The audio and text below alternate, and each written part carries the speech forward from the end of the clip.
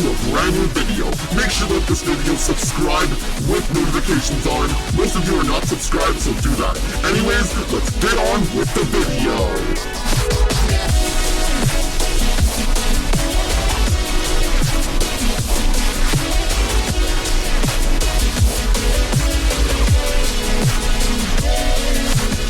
Hey everyone, SMG here. Welcome back to another Backrooms or Kane Pixels reaction. Today we're checking out Backrooms, lighting, and tile survey. Make sure you guys like this video, subscribe, ring the bell, and share. Let's dive right on in.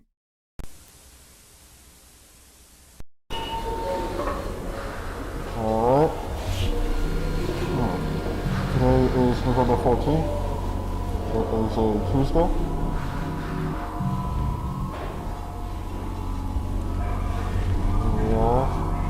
Backrooms. We are back to the rooms. Incredibly cold. Hopefully by the time you're watching this, we'll actually have a decent heating system down here. That'd be nice. Die of hypothermia. Alright. Go in. Oh, camera. Put your straps are in the bin right there. Make sure to get the red one, right? Because the green one reads. 24.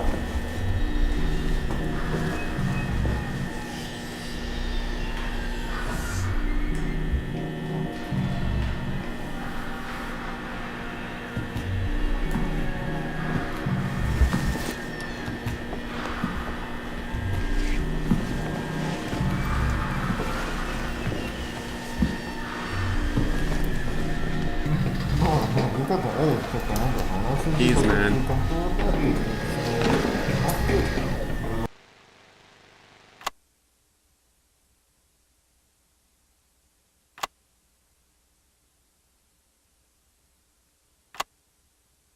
Oh, the tiles. They're putting the tiles, or they're taking them off. And what's in there? It's on top of the back rooms.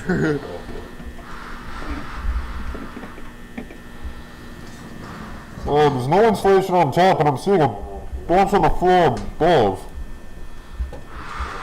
All I see is wood. There's ventilation as well. You see that? Like there's nothing here. Some of it's insulated, Just besides the ceiling tiles. And I don't know, on top of that is just the wood and everything. Good. Oh, it looks, Light. no rust, I think. Huh. More than one floor, and I use that term loosely. We then attempted to cut power to the nearest fluorescent light fixture, a standard troffer. However, we were unable to isolate the power source, and the conduit remained live, despite the absence of any visible external power supply. The source of electrical current remains unknown at this time.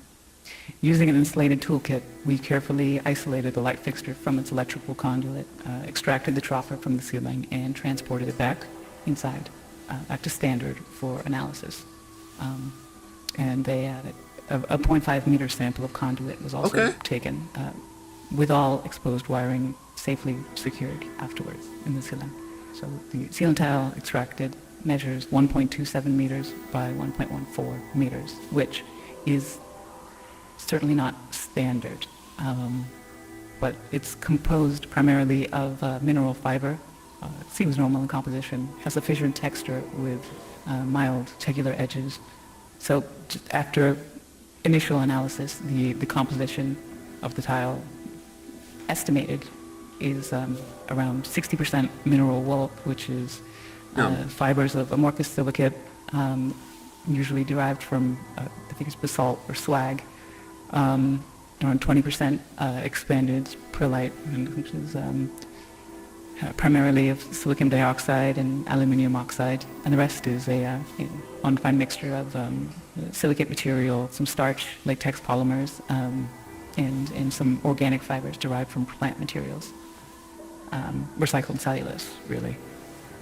But the light troffer housing is made of galvanized steel coated with a thin layer of zinc. Inside, the fluorescent bulbs are non-standard in proportion, most closely resembling T12 bulbs. So the 4 bulbs measure 1.2 meters in length with a diameter of 38.1 millimeters. We're extrapolating here at 51, but that bulb and lasers and the rest contain the following components. Phosphor coating, the calcium halophosphate for converting ultraviolet light to visible light. Mercury vapor in a small quantity, which facilitates the ultraviolet light emission. Argon gas, and again, this is all standard for these fluorescent bulbs. But that's an inert gas that assists with regulating the current. Interesting. And starting the bulbs. And they are connected via a G13 base, which is a standard 2-pin base with 13 millimeter spacing for electrical connection. So the wiring connected to the fixture is PVC insulated copper, which appears standard again. The prismatic diffuser over the bulbs is made of polymethyl methacrylate, which is again commonly used for its light diffusion properties. I mean, it's what we have in the building here, very standard. Okay. But we also inspected the ballast, which is of the electromagnetic type. There's some variation in how these are being manufactured now. This one contains a laminated steel core and copper windings designed to operate at 60 hertz. So the ballast emits a prominent 120 hertz hum. This seems to be the case for the majority, if not all, of the lights in the complex that we've assessed thus far, mostly just through simple curing. But this is due to magnetostriction and core vibration. But the noise may be exacerbated by loose lamination plates or degradation of the insulating potting material over time. So it's definitely an indication that this has been running for a little bit. I mean, despite its age, the ballast is functional.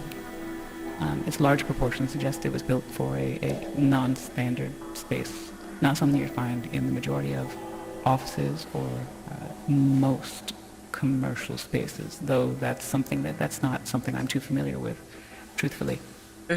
Now, we did find, so material compositions all seem expected, or we don't know what to expect here. They seem, everything we've looked at so far, again, this is rudimentary early testing, but everything seems pretty congruent with what you might expect from one of the troffer lights you could pull out of the ceiling in this building right here.